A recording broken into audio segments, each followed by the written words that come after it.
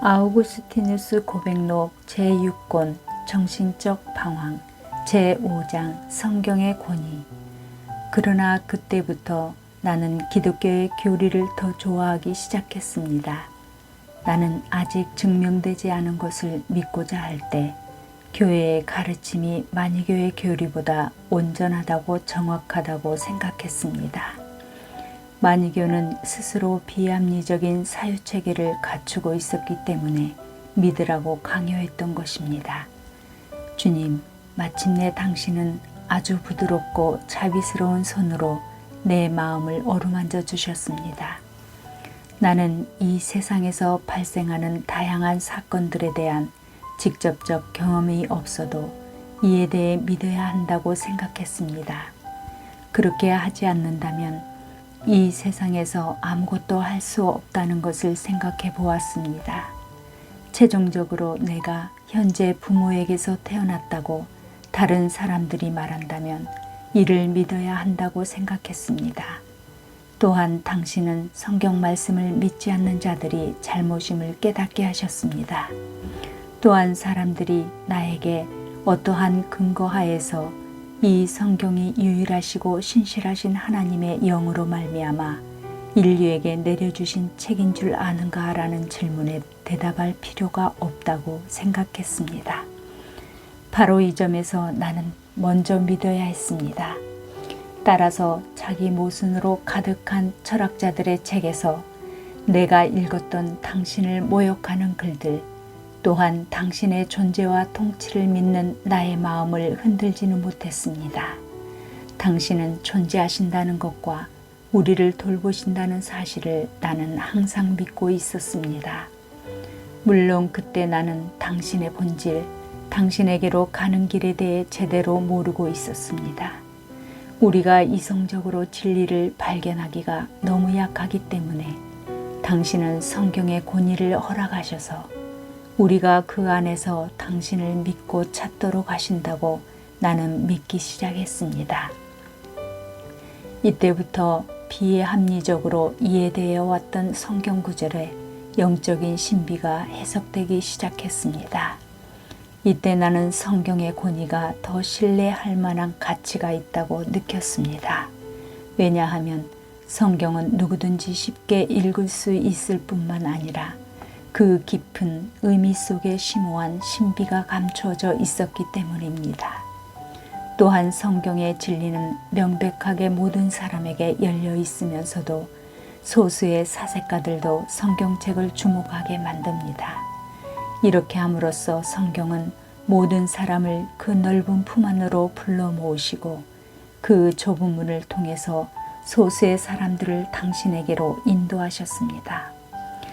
그러나 만일 성경의 권위가 많은 사람들을 이끌어들이지 않았다면 하나님께 돌아오는 사람들의 수는 훨씬 적었을 것입니다. 이렇게 내가 계속 생각하고 있을 때에도, 내가 이 세상의 넓은 길에서 방황할 때도 당신은 나를 버리지 않으셨습니다. 제6장 거지를 부러워하다.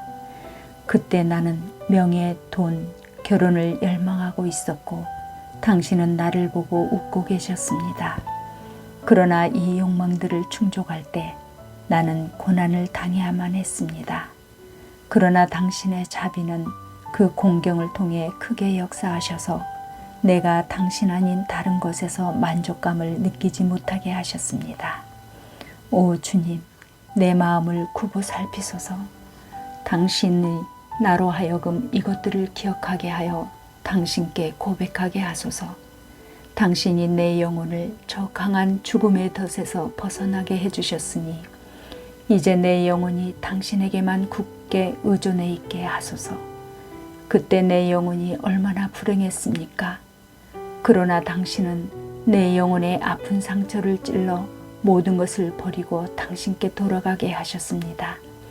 당신은 모든 것을 초월해 계시지만 당신 없이는 모든 것이 존재할 수 없사오니 이제 내 영혼이 당신께 돌아가 나의 상처가 치유되기를 원합니다.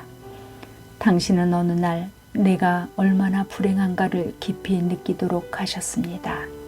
나는 그날 황제를 찬양하는 연설을 준비하고 있었습니다.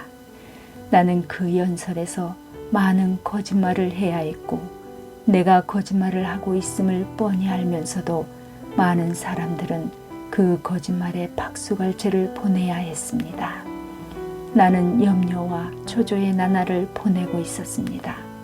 그때 밀라노의 한 거리를 지나다가 불쌍한 거지 한 사람을 보았습니다. 그는 술에 아주 취해서 웃으며 농담을 하고 있었습니다. 그 광경은 나를 우울하게 만들었습니다. 나는 긴 한숨을 쉬면서 내 주위에 있는 친구들에게 우리 자신들의 어리석음에 대하여 말을 했습니다.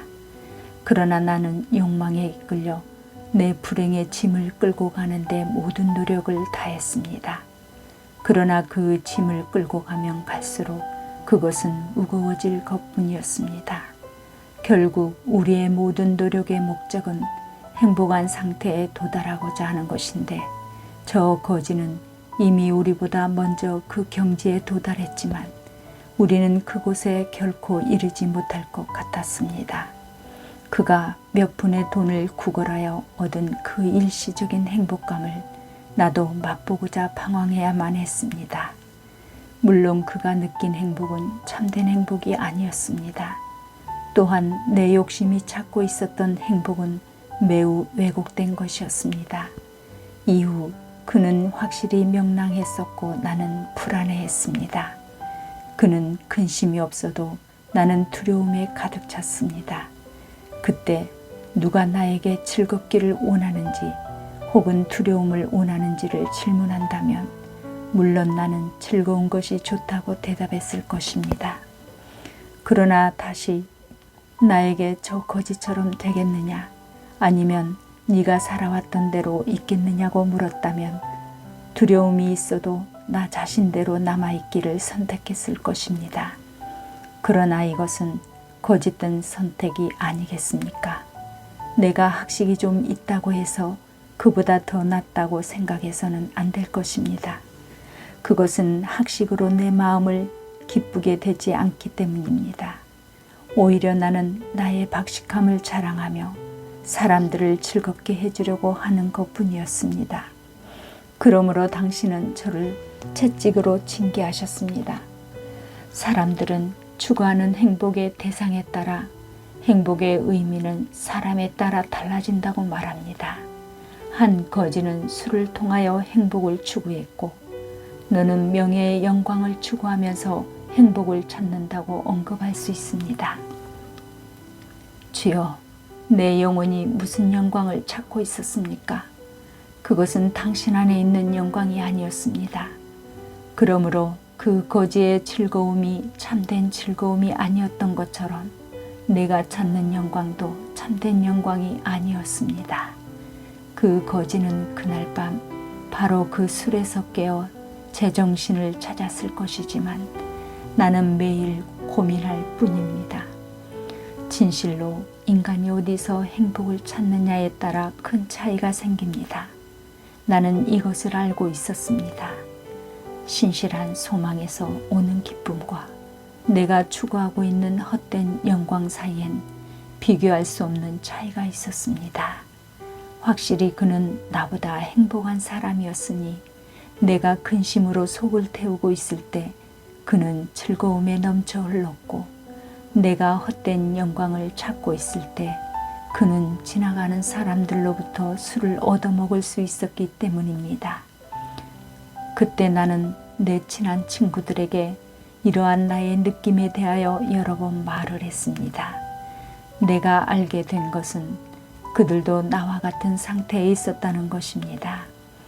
나는 내 불행을 생각하며 몹시 슬퍼했고 슬픔과 함께 내 불행은 악화되어 갔습니다. 혹시 우연히 행운이 나에게 찾아왔다 해도 나는 그것을 붙잡고 싶지 않았습니다.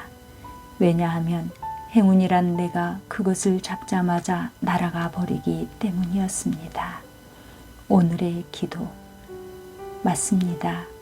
저희가 성경을 믿고 믿어지게 될 때 인생의 방황을 끝냈던 것 같습니다. 믿음의 신비 중에서 성경이 믿어지는 것만큼 큰 변화도 없었던 것 같습니다. 거지보다도 못한 행복을 위해 방황했던 아우구스티누스의 생애를 통해 우리의 부끄러움을 보게 됩니다. 그리스도 안에서 누리는 행복과 소망을 품고 누릴 수 있도록 자비를 베풀어 주옵소서. 주 예수 그리스도의 이름으로 기도하옵나이다.